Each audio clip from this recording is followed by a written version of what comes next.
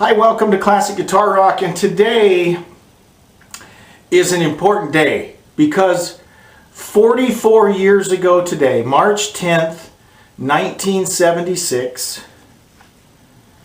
this album was released, 2112 by Rush. And as I've talked to more and more Rush fans over the years, if you could pick out what I call a gateway album, right? This is the album. More and more folks that I've talked to, this is the one that the first time they heard that, they said, wow. And that began their relationship with Rush, right? Maybe it happened right in 1976 if you were old enough. I was only 9 in 1976. For me, it was 1981. It was spring of 1981.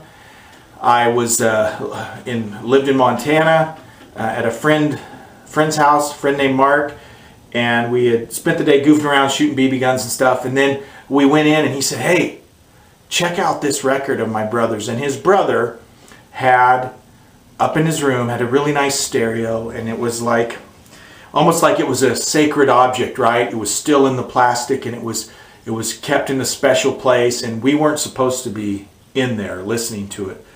But Mark put it down, put it on the stereo, and we listened to 2112. And I was hooked right then and there. And I'm not the only one, right? I've shared on other videos how I rushed out to the video store, or not video store, to the record store, and they didn't have 2112 in stock. So I bought All the World's a Stage because it had a live version of most of 2112 on it. And that worked for a few weeks until I could actually go back and they had it, and I bought it. And from then on, this, probably more than any other record, has been played and replayed. This is one of several copies I've had, and it's just a great record. And since Neil's passing in January, it's made me pull it out and listen to it more and more. And as I get older, this strikes me. I'm 52, okay, 52 years old. These guys, when they wrote this, had to have been in their mid-20s. And that always impresses me. Number one, the level of musicianship, right? I've been playing since I was like 13 years old. But these guys are so far ahead of me, and they were so far ahead of me when they were 26 years old, right? Than I am or will ever be. The lyrics are, these guys are just so underrated. And this album, a pivotal album for me personally, but also a pivotal album for Rush. One of the interesting things is, as you look back on their history, right? Caress of Steel, it did not do well, right? And even among fans, there's some debate. Some people love it, some people hate it. Personally, I like the songs. Some of the production I hate. I hate how when you're listening to the Necromancer and there's the narrator talking, that the music is way too loud and you can barely hear the narrator, and just all kinds of goofy production things that get in the way of it. But the songs I like for the most part. That song did not do well. And the record company said, what are you guys doing with this concept stuff? We need some hits.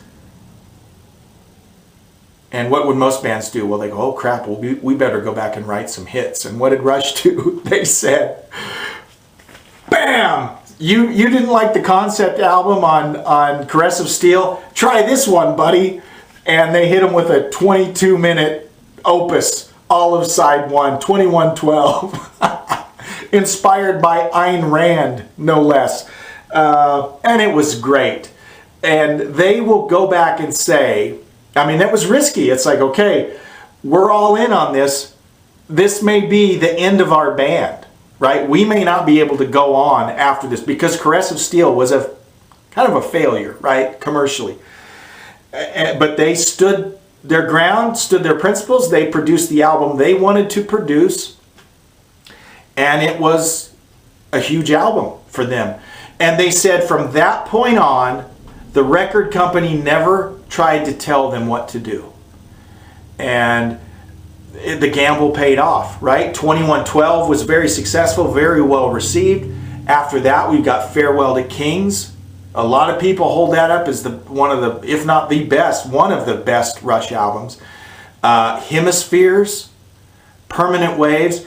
Guys, I want you to think about this span of albums, okay? Beginning with 2112, we've got 2112, Farewell to Kings, Hemispheres, Permanent Waves, Moving Pictures. Okay, if I just, those 5 albums, and this is not to take anything away from the other albums, but can you think of another band that has a string of albums, a 5-album string that is that strong?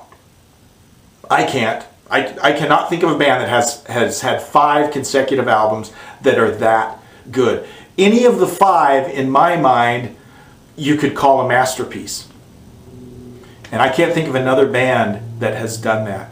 But that's obviously Rush had albums before 2112, but this is the one, the crucible moment, right? This was the one that put them on the map. They gambled, it paid off, and think about if it hadn't worked.